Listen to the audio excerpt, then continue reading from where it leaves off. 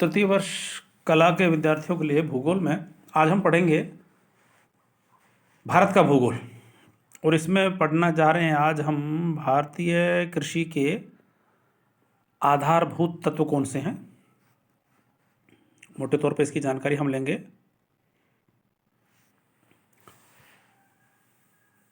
विद्यार्थियों, आप जानते हैं कि कृषि का स्वरूप समय के साथ साथ बदलता रहता है। आज हमारी कृषि काफ़ी हद तक वैज्ञानिक हो चुकी है।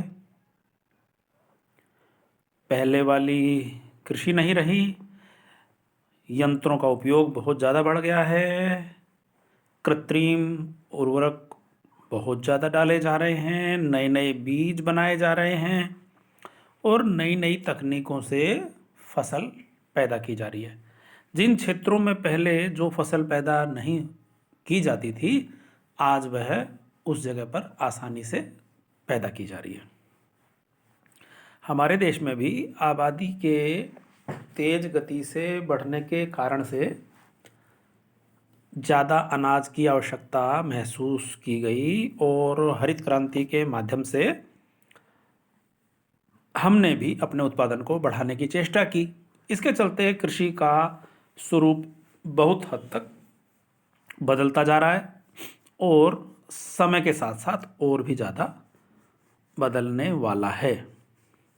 अगर सिंचाई की बात करें तो सिंचाई भी हमारे यहाँ पर बहुत ज़्यादा बड़े इलाके में अब की जाने लगी है। बिजली की मदद से पंप सेट और बोरिंग कुओं से पानी, ये भूजल है, इसको निकाल करके कृषि की जाती है, सिंचाई होती है। इसी तरह से जहाँ जहाँ सदा नीरा नदियाँ मिल जाती हैं, वहाँ पर नहरों का जाल बिछाया गया है। उसकी मदद से सरलता से सिंचाई की जाती है। भाखड़ा नांगल की परियोजना, टिहरी का बांध, सरदार सरोवर, माही का डैम, बजाज सागर का बांध, नर्मदा घाटी की परियोजना, चंबल घाटी की परियोजना, मैट्टूर की परियोजना, मयूराक्षी की योजना, ये सारी नहरों के माध्यम से और अन्य स्रोतों से सिंचाई के लिए तैयार की गई हैं। सबसे पहले हम जानेंगे भारत के कृषि पारिस्थितिकी प्रदेश कौन कौन से हैं। आप जानते हैं कि कृषि पारिस्थितिकी प्रदेश का तात्पर्य है कृषि का प्रकृति के साथ सामंजस्य कैसा है। कृषि का प्रकृति के साथ सामंजस्य होने पर कृषि का विकास होगा। तो सर्वेक्षण विभाग के द्वारा कृषि पारिस्थितिक प्रदेशों का निरूपण किया गया। इसमें आधारभूत तत्व जैसे मिट्टी के प्रकार के आधार पर उसको लिया है। मिट्टी, सामान्य जैव जलवायु, 5 स्तरीय फसल वर्धन अवधि, ये सभी घटक और फसल चक्रण, फसलों के क्षेत्रीय आधार पर पैदावार, फसल का संयोजन, उपज का तालमेल, इन आधारों पर हमने कृषि वैज्ञानिकों के द्वारा हमने कृषि के पारिस्थितिकी क्षेत्र बनाए हैं। तो हमारे देश में मुख्य क्षेत्र तो हैं 20 और 60 हैं उपक्षेत्र।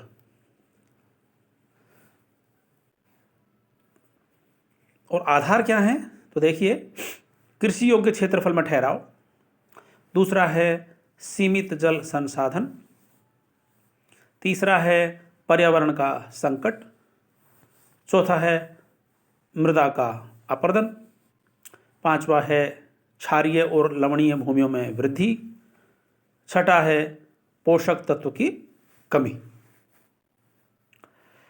अब देखिए कि छोटी फसलों के आधार पर कौन कौन से कृषि पारिस्थितिकी प्रदेश बनाए गए हैं। नंबर 1, पश्चिमी हिमालय। नंबर 2, राजस्थान का पश्चिमी मैदान, कच्छ का पश्चिमी काठियावाड़ प्रदेश। नंबर 3, दक्कन पठार का दक्षिणी भाग। नंबर 4, उत्तरी मैदान और मध्य उच्च भूमि का क्षेत्र। नंबर 5,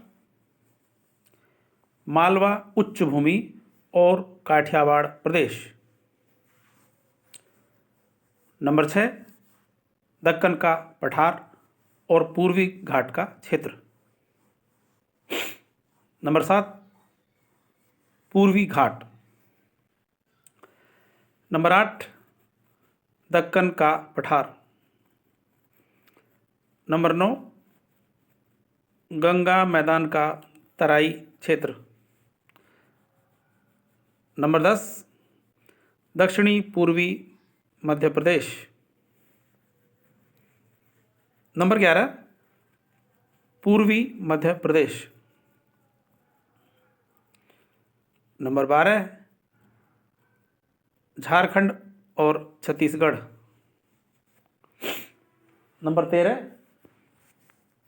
मध्य पूर्वी प्रदेश। नंबर 14, उत्तरी पश्चिमी हिमालय। नंबर 15, मध्यवर्ती तराई। नंबर 16, असम और हुगली घाटी।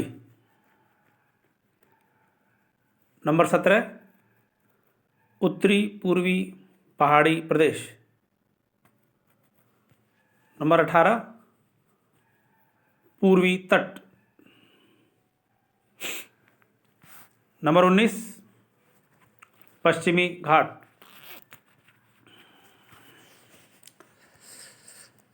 और अंत में नंबर 20, द्वीप समूह।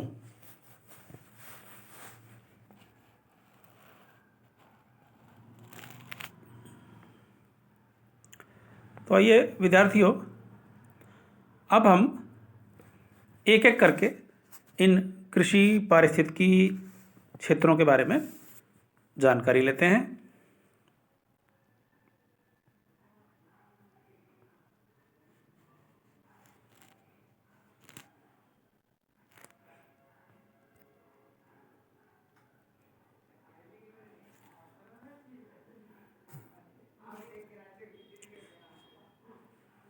सबसे पहले है पश्चिमी हिमालय।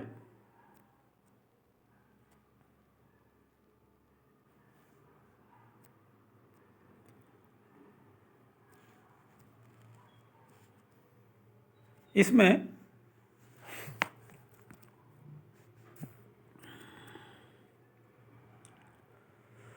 इसका विस्तार हिमाचल प्रदेश और कश्मीर में ही है और पहाड़ी प्रदेश है। छिछली प्रकार की मिट्टी है। बारिश ज़्यादा है, 150 सेंटीमीटर वार्षिक औसत है। तापमान 30 डिग्री सेल्सियस औसत है। मक्का, गेहूँ, चावल आदि फसल हैं यहाँ की। बकरी भेड़ पालन यहाँ होता है। दूसरे नंबर पर है पश्चिमी मैदान, कच्छ और पश्चिमी काठियावाड़। इसमें राजस्थान, हरियाणा, गुजरात, पश्चिमी पंजाब, ये मरु और क्षारीय मिट्टियाँ, उष्ण शुष्क जलवायु, बारिश 30 से लेकर 50 सेंटीमीटर। गेहूँ, ज्वार, बाजरा, मूंगफली, चावल यहाँ पर पैदा किए जाते हैं। इस इलाके में इंदिरा गांधी नहर, गंगा नहर और गुजरात सौराष्ट्र की नहरों से फसलें पैदा की जाती हैं।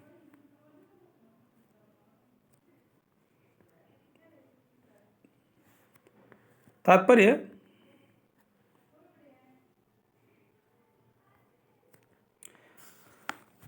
तीसरे नंबर पर है दक्कन का पठार, इसका दक्षिणी हिस्सा। इसमें आंध्र प्रदेश और कर्नाटक राज्य हैं। लाल और काली मिट्टी का क्षेत्र, 40 से 50 सेंटीमीटर औसत बरसात। प्रमुख फसलें मोटे अनाज और मूंगफली।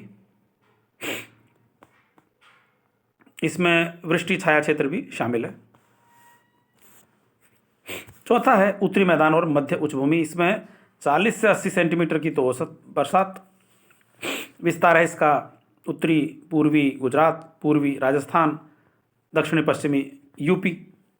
फसलें हैं ज्वार, बाजरा, मक्का और सिंचाई से जौ, गेहूँ, चना, सरसों, ये सब। 5वें नंबर पर है मालवा की उच्च भूमि और काठियावाड़। ये तो विद्यार्थियों काली मिट्टी का इलाका है। 60 से 90 सेंटीमीटर की बरसात है औसत। दोमट से गहरी काली मिट्टी पूर्वी गुजरात और पश्चिमी मध्य प्रदेश में फैला हुआ है। मुख्य फसल देखें तो कपास, सोयाबीन, चना, ज्वार, मक्का, ये सब यहाँ पर होता है। 6ठे नंबर पर है दक्कन का पठार। ये महाराष्ट्र और आंध्र प्रदेश में फैला हुआ है। छिछली और मध्यम काली मिट्टी है। 60 से 100 सेंटीमीटर बरसात है। कपास, तंबाकू, गन्ना, दालें, तिलहन ये यहाँ पर पैदा की जाती है। ये मुख्य यहाँ की फसलें हैं जो कि यहाँ पर पैदा की जाती हैं।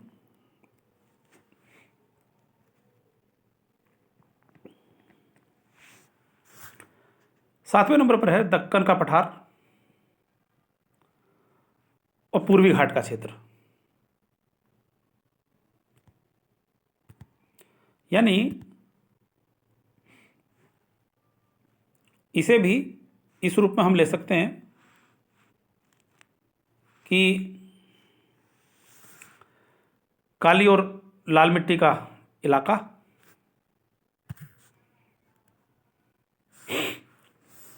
बारिश 60 से 100 सेंटीमीटर, तंबाकू, गन्ना, दालें, तिलहन यहाँ पर पैदा होते हैं।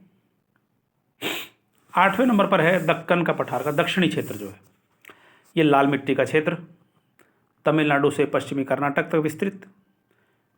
चावल, गेहूं, मक्का, गन्ना, अरहर पैदा किए जाते हैं।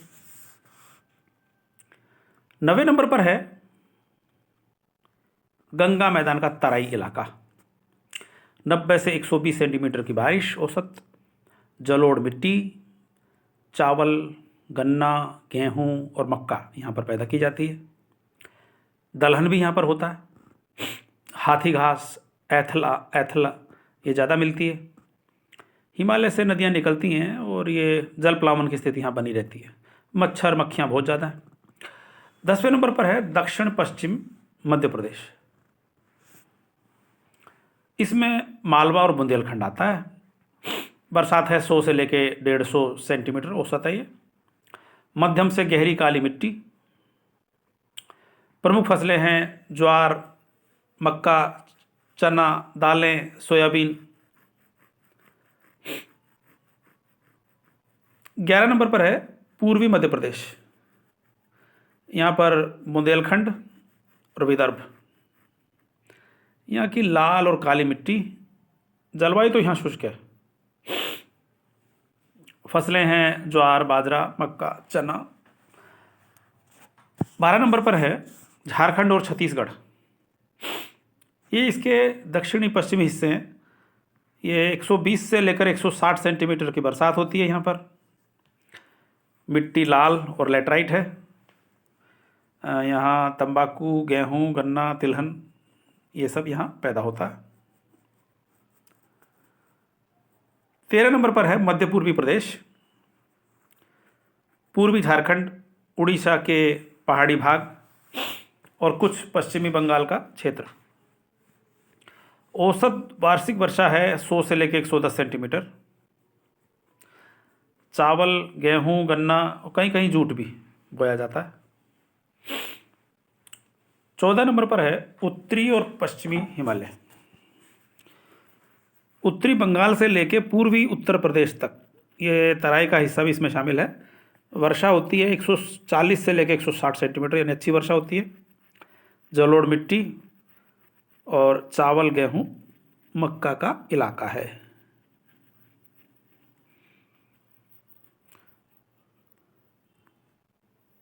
फिर आते हैं 15 नंबर पर, इसमें है मध्यवर्ती तराई। इसमें पश्चिमी हिमालय का क्षेत्र है। वार्षिक वर्षा 150 से 200 सेंटीमीटर। पौडजोलिक मिट्टी, चावल, गेहूं, मक्का, गन्ना मुख्य फसलें।